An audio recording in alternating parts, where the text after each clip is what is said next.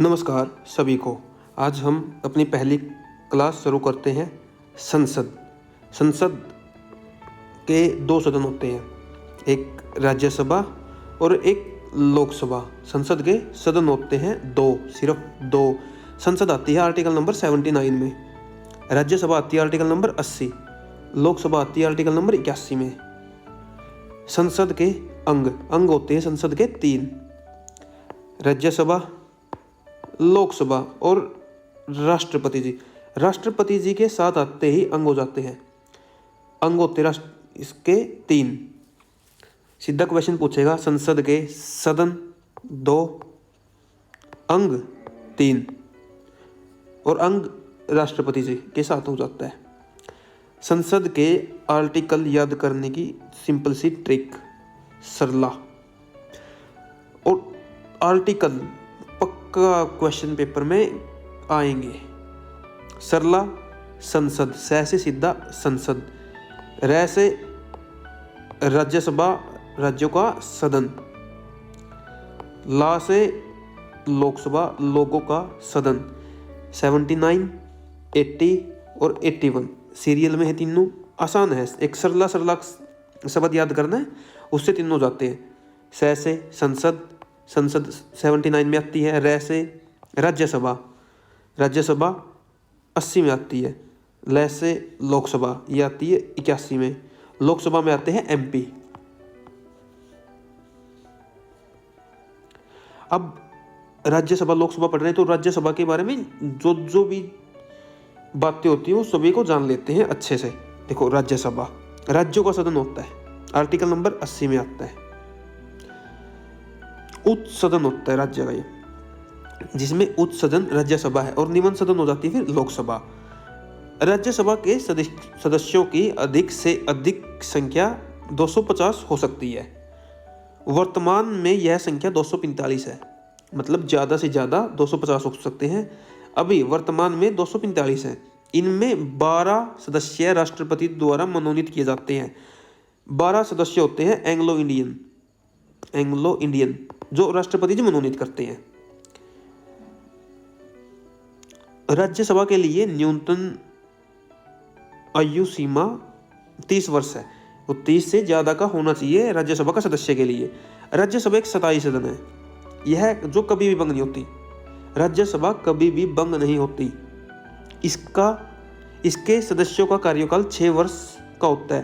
देखो, ये बहुत कंफ्यूज करता है कि राज्यसभा का कार्यकाल कितना होता है। सभी 5 वर्ष लगा देते हैं, लेकिन राज्यसभा का होता है 6 वर्ष का। लोकसभा का होता है 5 वर्ष का, लेकिन राज्यसभा का होता है 6 वर्ष का। राज्यसभा का सभापति एवं उपसभापति होंगे एक। भारत का उपराष्ट्रपति राज्यसभा का पदेन सभापति होगा। मतलब क्या है कि भारत का जो भी उपराष्ट्रपति होगा वो राज्यसभा का सभापति होगा।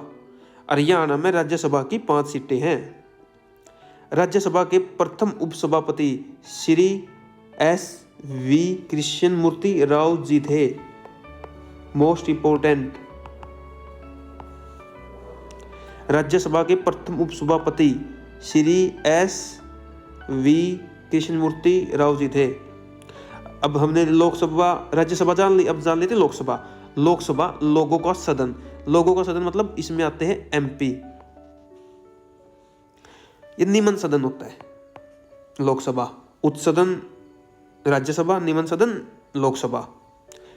अभी इसके सदस्यों की अधिकतम से अधिकतम संख्या 550 हो सकती है, मतलब ज़्यादा से ज़्यादा 550 हो सकती है। अभी मतलब वर्तमान में 2026 के बाद न्यू होंगे, शायद ये कुछ 10 से 15 अप्रोक्स इतनी ज़्यादा हो सकती है, लेकिन 2026 तक 550 ही रहेंगी।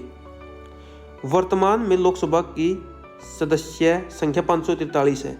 मतलब जो वर्तमान में अभी ये MP हैं वो 543 हैं। लोकसभा का अधिकतम कार्यालय सामान्यतः 5 वर्ष का होता है। देखो, ये 5 वर्ष का होता है लोकसभा का। राज्यसभा का होता है 6 वर्ष का। ये बात ध्यान रखना। राष्ट्रपति के द्वारा लोकसभा को समय से पूर्व भंग भी किया जा सकता है। मतलब समय से पहले भंग कर सकता है। मतलब राष्ट्रपति मैंने कि इसके अंदर ये लोकसभा को भंग कर सकता है राष्ट्रपति जी। राज्यसभा को राष्ट्रपति जी भंग नहीं कर सकते। ये ऐसा सदन है जिसको राष्ट्रपति जी भंग कर सकते हैं, राज्यसभा ऐसा सदन है जिसको भंग नहीं कर सकते।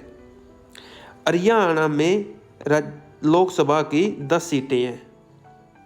प्रथम लोकसभा का कार्यकाल 17 अप्रैल 1952 से 4 अप्रैल 1957 तक चली। प्रथम लोकसभा 1952 में बनी थी। सीधा क्वेश्चन पूछेगा, प्रथम लोकसभा का इलेक्शन कब हुआ था? 1952 में, और 1957 तक चली। प्रथम लोकसभा अध्यक्ष श्री जी.वी. मावलंकर एवं उपाध्यक्ष अनंत सैनम थे।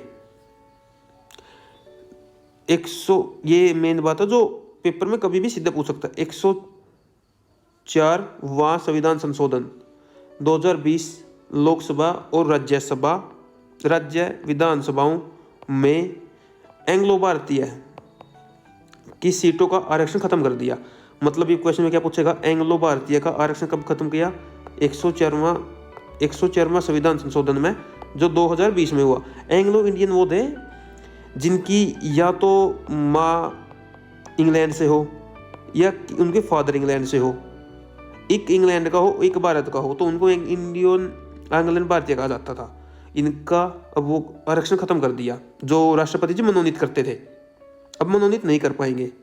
और जो एंग्लो भारतीय होते थे, ये राष्ट्रपति के इलेक्शन में वोट नहीं कर सकते थे, क्योंकि इनको राष्ट्रपति जी खुद चुनते थे। 61वें संविधान संशोधन 1989 ईस्वी के अनुसार भारत में अब 18 वर्ष की आयु प्राप्त व्यक्ति को वैक्स गया है। मतलब 1989 में हुआ कि 21 वर्ष से लेके 21 वर्ष से कम करके 18 वर्ष कर दी वोट डालने की। ये बहुत बार पेपरों में आता है। 61वां संविधान संशोधन है, याद रखना। 61वां संविधान संशोधन 21 वर्ष से करके 18 वर्ष कर दी है इलेक्शन के लिए वयस्क की उम्र, मतलब 18 का वो कर सकता है। ये हुआ था 1989 में। देखो, राज्यसभा पढ़ ली, लोकसभा पढ़ ली, जो उसके लिए क्वालिफिकेशन है यहीं से क्वेश्चन आएगा। राज्यसभा और लोकसभा में आया तो देखो, अब पॉसिबिलिटी क्या है कि नया संसद भवन हुआ अपना भी, तो वहाँ से कोई क्वेश्चन आ जाए, तो इसको भी हम डिस्कस कर लेते हैं, नए संसद भवन को।